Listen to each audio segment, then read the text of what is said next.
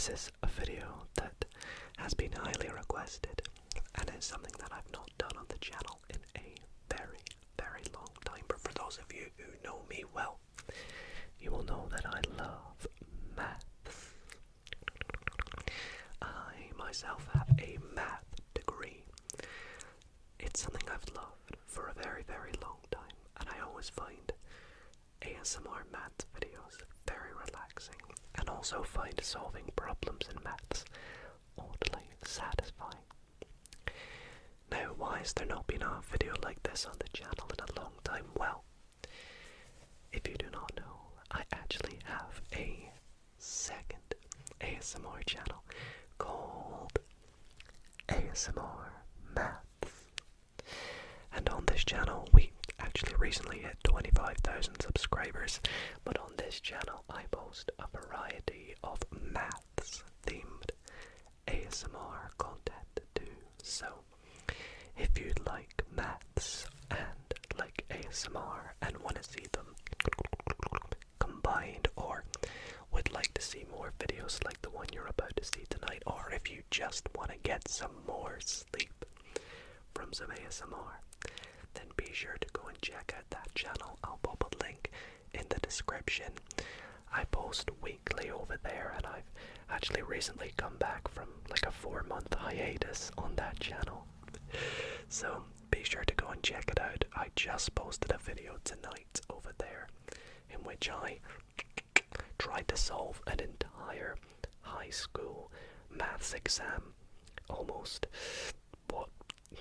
nearly 10 years later from when I sat it, which is crazy. So be sure to go and check it out, and if you do enjoy it, then let me know. But in tonight's video, we are going to be solving a variety of maths problems to help you sleep.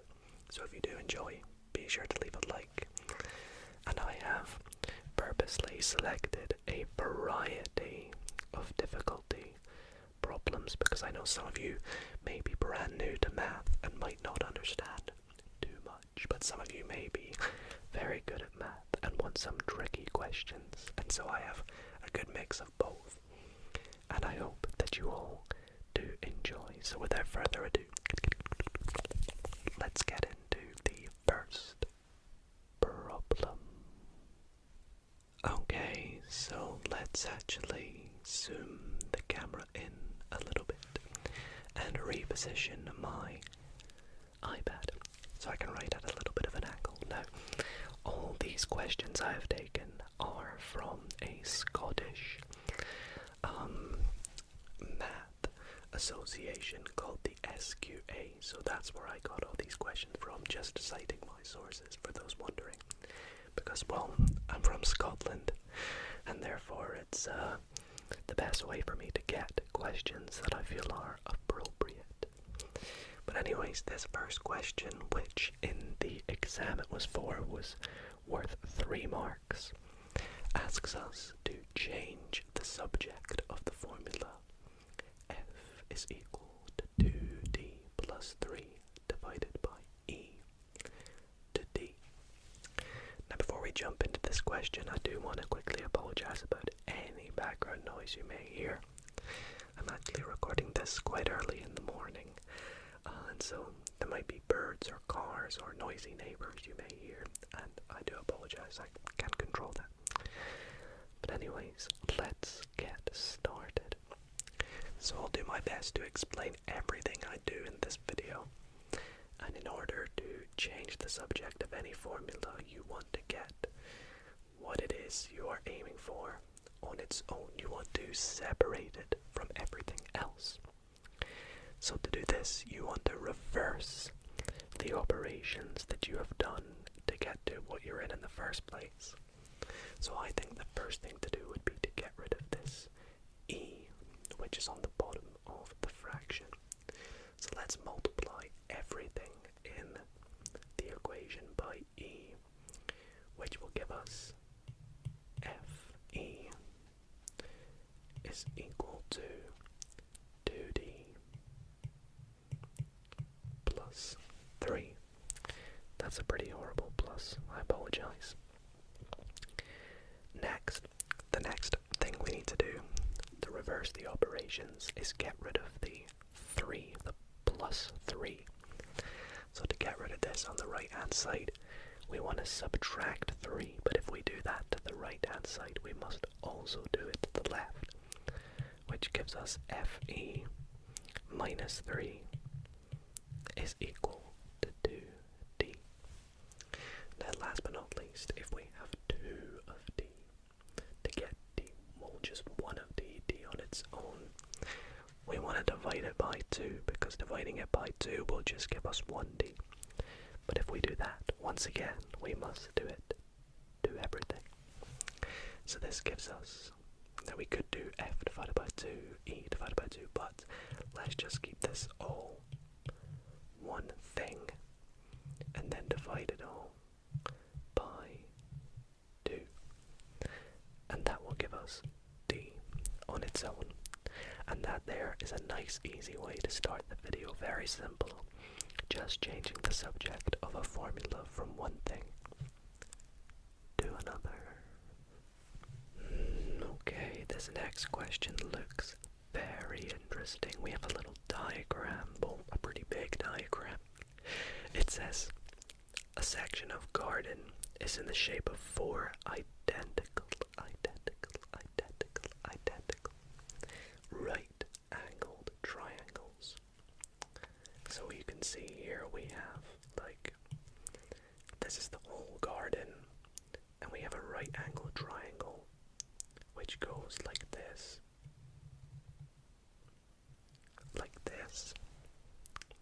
and like this. You can see it's right-angled, and there's 4 of them. Now it tells us that it consists of a circular flower bed, which is this bit in the middle, surrounded by a patio, which is this grey area. It says the flower bed has a radius of 4 meters. The patio is represented by the shaded area, as we figured. Calculate the area of the patio. So simply what this is requiring us to do is to work out the area of the shaded region, which is the patio. Now this is quite an interesting one, because if we were to just work out the area of, say, one of the triangles, that doesn't quite help us, because this flower bed is not part of it, this quarter of a circle. So I think the best way to do this would maybe be to work out the area of the entire rhombus, or the 4 triangles, and then work out the area of the circle. And then if we subtract the area of the circle from the rhombus, that'll give us the area that's left over, the grey area. So let's do just that. Well, we know that the area of a triangle, just from basic knowledge of maths and geometry, is 1/2 of the base of the triangle times the height. Now, if you're not aware of that, well, get to know it. So therefore, this is equal to 1/2 times the base of the triangle. Now the base we don't actually know, we're only given 5. But we do actually secretly know it, because we're told that the flower bed has a radius of 4. So that's from here to here. So the bottom is 4 plus 5, which is 9. So 9. And then same with the height. This is technically 4 plus 3, which is 7. But we want to know what 4 of the triangles are. Well, firstly, let's work out what this is. And luckily for me, luckily, I have a calculator.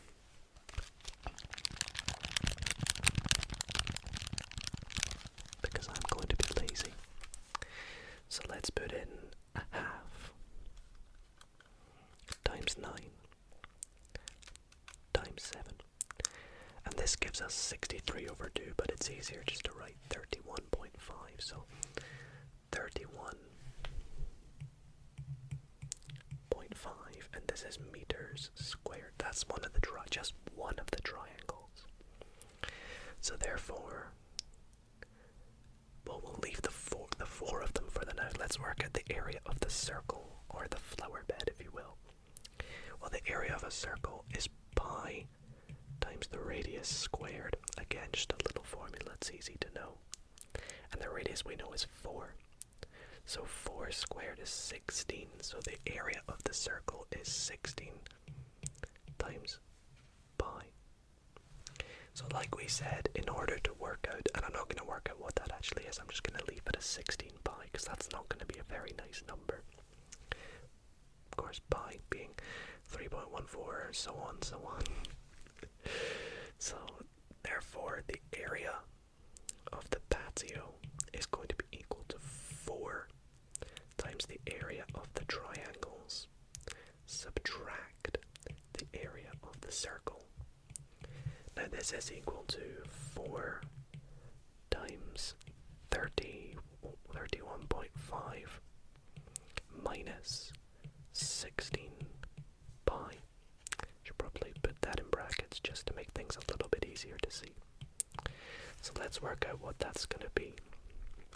So we have 4 times 31.5 minus 16 times pi. And this gives us 75 point. That's not a nice decimal. Let's just round it. So we'll round it to 75.7. Let's go 73, sure. And it's going to be meters squared, as it's an area. So that is the area of the patio surrounding the flower bed. Very nice. Very good. Moving on to the next question. It looks like we're doing a little bit of work with vectors. I like vectors. I always found them quite interesting, but actually very tricky at the later stages in maths. But this looks not too difficult. We're just working in 3 dimensions. So we have a vector A with the coordinates 3, 4, minus 1, and B with the coordinates 5, 3, 2. And we're asked to find the resultant vector 3 of A plus B.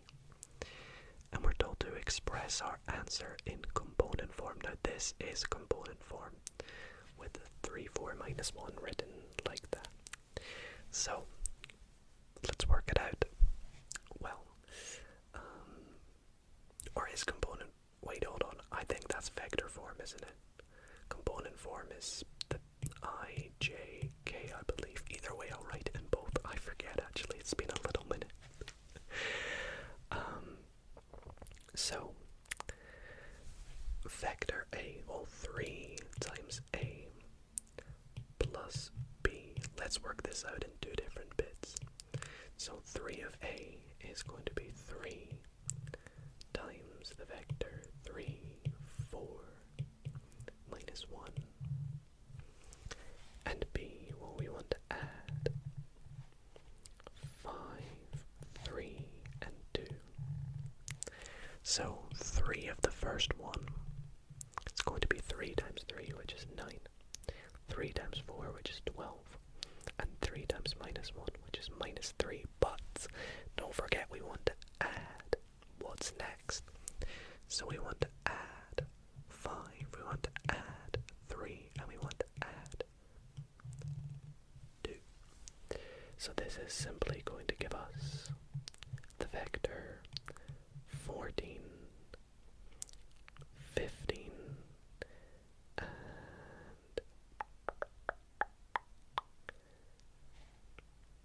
minus 1. Looks good to me. Yep. So that is going to be our final answer. Okay, so we do have a bit of a tricky question next, but I did always like these kinds of questions. This is a differential equation. Now the reason I've picked this question specifically is because it's quite tricky and will give a level of, or representation of some of the level that you do at advanced higher maths in Scotland, which I loved. These kind of questions are always heavily requested on my ASMR Maths channel, so if you understand this, definitely go and check it out.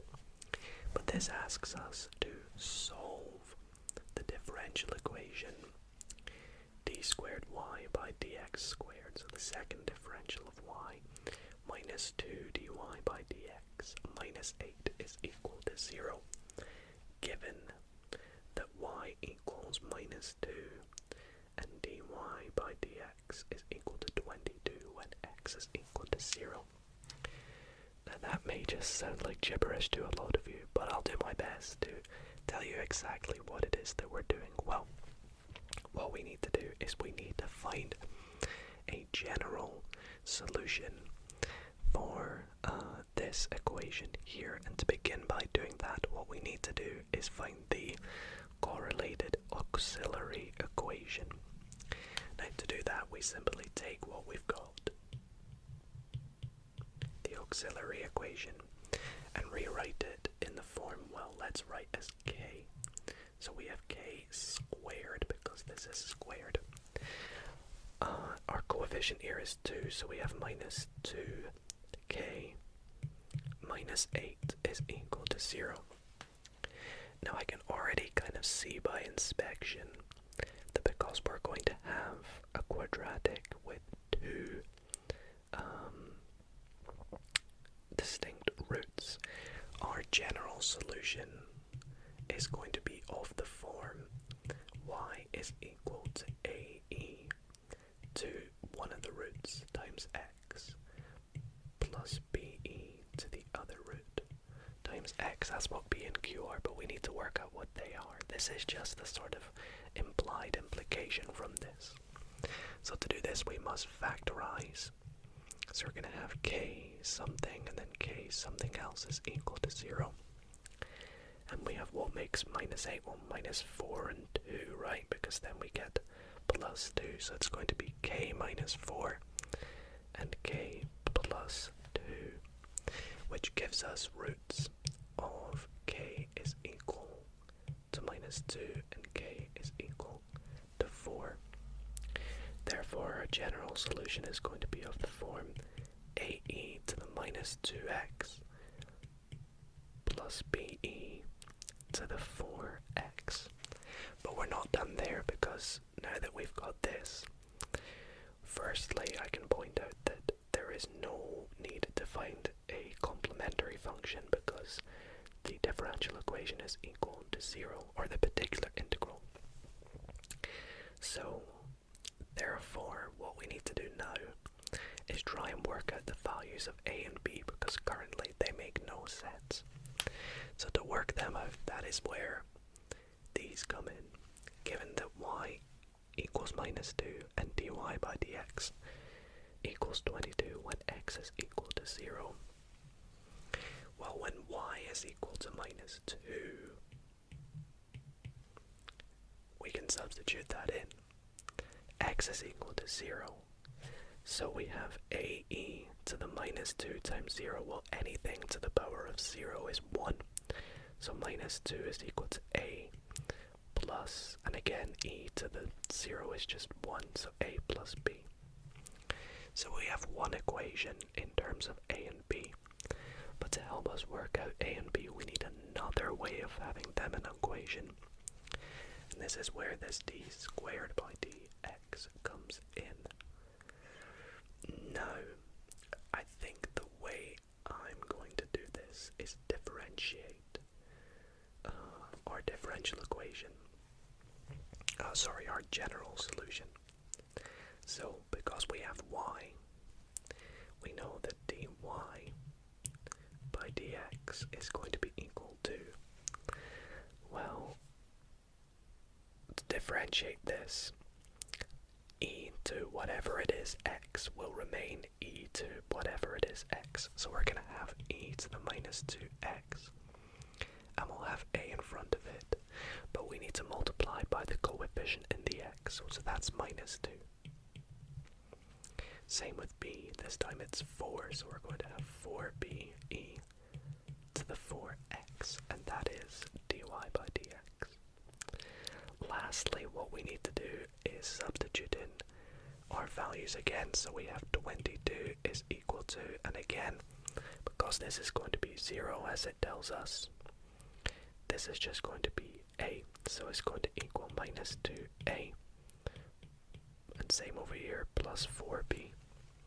So now we have two equations, we have 1 here, and we have 2 here in terms of a and b, and I think to work them out we'll just solve them simultaneously by multiplying the first equation by 2, so let's do that. Now I've actually done an entire video on simultaneous equations on my ASMR maths channel. So again, if this is something that you think is quite interesting and would, like to learn more about, be sure to go and check out that video. Plus 4b, and then we add them together. It's kind of straight line, so that's going to give us 18 is equal to 6b, therefore b is equal to 3. And I'll just take this up here. When b is 3, substitute it into this first one. Minus 2 is equal to a plus 3. So a is therefore equal to minus 5. So now we have a and b. Thus, the general solution is going to be, let's take it all back up here. We're going to have y is equal to a is minus 5, e to the minus 2x, I really hope this is right, plus 3e to the 4x. And there we go, that is the solution to the differential equation. Next up, we are told a curve has equation y is equal to, now it's hard to read, but that says 8 divided by x cubed, where x is greater than 0, of course, because otherwise, if we divide by 0, can't do that. Find the equation of the tangent to this curve at the point where x equals 2. So in order to find out the equation of a curve, we need two things. We need a point on the line, and we need the gradient to the curve. Now because this is the tangent to the curve, we know that the gradient will occur at the derivative of the curve. So let's work out the derivative of 8 over, it's x cubed. So this is going to be equal to, well, first we can start by rewriting it as the derivative. It should technically be d dx. We can start by rewriting it as 8x cubed. Minus 3. So, bring the power down to the front gives us minus 24x. I didn't pick that up there, x.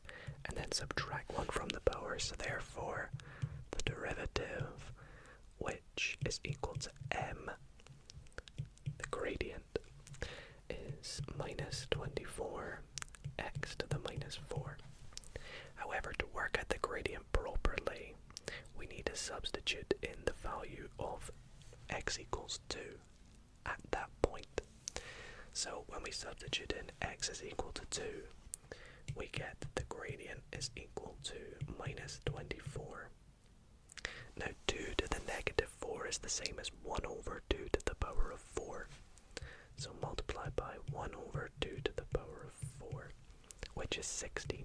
So 16 on the bottom, minus 24 on the top, simplifies to 8 is into both of them, so minus 3 over 2 is our gradient. Now, we have the gradient. To work out a point on the line, well, we already know x lies on the line, so if we can work out the y coordinate, well, we have the equation for y.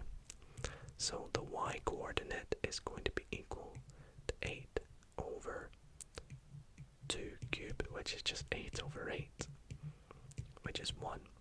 So our point on the line is going to be 2, 1. I'm going to label these A and B accordingly because the equation to work out the equation of a line is y take b is equal to mx take a, and in our case this is y take 1 is equal to negative 3 over 2 x subtract 2. Now immediately I don't like this 2 on the bottom, kind of like that first question we had in this video, so I'm going to multiply everything by 2 to get rid of it.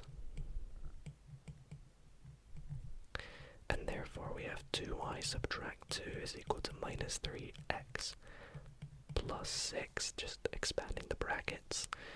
And let's simplify everything up.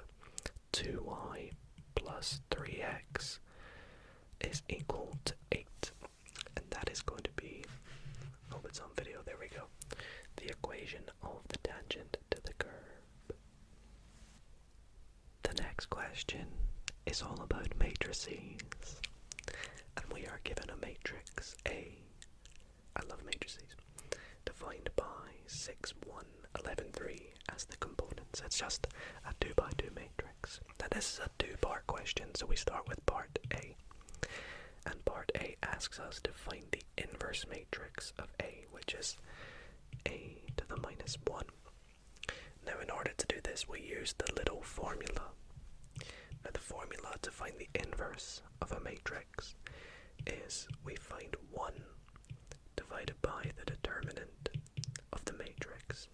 So 1 over determinant of A multiplied by, now this is a bit weird, but what we do is we take matrix A and we flip A and D, which are the first and last elements, and then we keep the other ones, the same, but we stick a negative in front of them. So therefore, now determinant of A, we take A times D, so 6 times 3, which is 18, and we subtract C and B, which is 1 times 11, which is 11. So this is going to give us 3, negative 1, negative 11, and 6. So therefore we're going to have 1 over 7 times 3, negative 1, negative 11, and 6. And I'm just going to leave it like that. You could multiply that out, but I really don't see it necessary. Okay, now part B, what does it tell us? Matrix B is defined by negative 4, 3, negative 5, 2. Find the matrix M such that AM equals B. Okay, interesting. So I think what we need to do is get M on its own. So I think we'll play about with it first. So we have AM is equal to B. So let's try and get rid of that A. Now to get rid of that A in front of M, if you multiply a matrix by its inverse, you get the identity matrix I. So if we multiply everything through by what we got in part A, that will get rid of these two and give us IM is equal to A negative 1B, which is just M is equal to A negative 1B. There we go. Now, I'd assume it doesn't want us just to leave it like that. I think it wants us to actually work out M, which is going to be what we got in the first part. Negative 1, 6 times B. Otherwise, it wouldn't have told us what B is. 3 and 2. Now, I could leave it like that, but I think I will multiply out these two matrices to give us 1 over 7, and you multiply the column by the row by the column, so that's 3 times minus 4, which is minus 12, and then you add minus 1 times minus 5, which is 5, so 12 plus, or minus 12 plus 5 is 7, or negative 7. Same with the next one, 9 minus 2 is 7. Then we do the same here, so this is 44 minus 30, which is 14, and then negative 33 plus 12 is going to give us negative 21. And that is going to be our final answer for part B, and that completes the matrix question.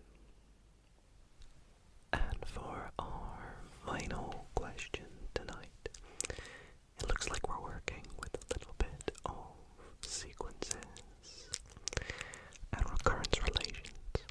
And this question asks us, well, it tells us that a sequence is defined by the recurrence relation. The nth plus 1 term is equal to 1/5 of un, the term before it, plus 12. We call this number on the end the common difference. It also tells us that u1, or the first term in the sequence, is 20. Part A to the question asks us to calculate the value of u2. So let's do that. Well, with our given formula, if we want to work out u2, this means that n plus 1 is equal to 2. If n plus 1 is equal to 2, this implies that n is equal to 1. Therefore, now when we fill out our formula, u sub 2 is going to be equal to 1/5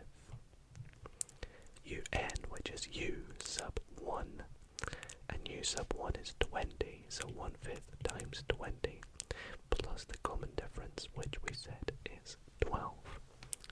And now this is just very simple and straightforward to work out. 1/5 of 20 is of course 4, plus 12 gives us the value of u2 being equal to 16. Okay. Part B. So for part B we have two questions actually. We have part 1 and part 2. And it looks like they're to do with limits. The first part says, explain why this sequence approaches a limit as n tends to infinity. So basically, as the terms get larger and larger, it means what value, or why does the value approach a limit, which is this given number that as the sequence goes on and on and on, it will just remain at that value. And we can see immediately that from the fact that in front of this value here, u sub n, the fact that we have a fraction of 1/5, this means that a limit will exist. So we would say that a limit exists since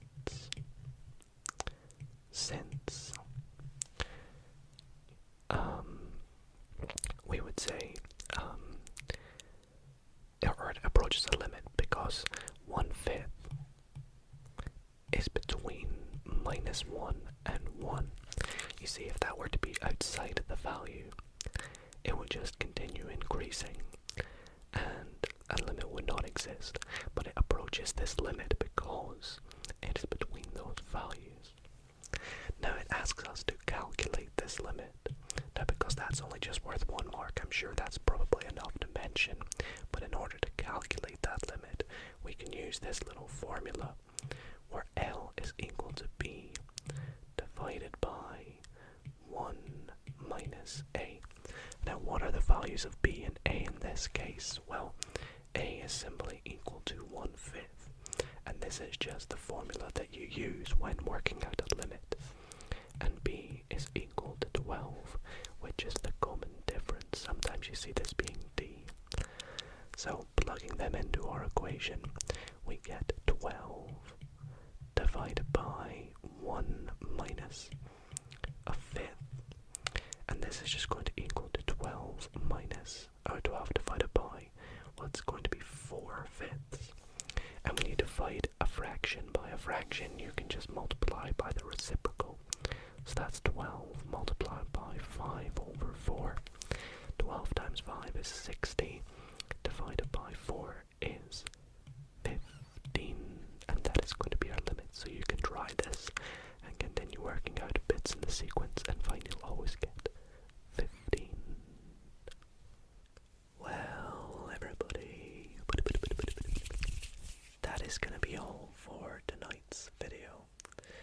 I really hope that you all did enjoy, and thank you so much for joining me in this ASMR maths video.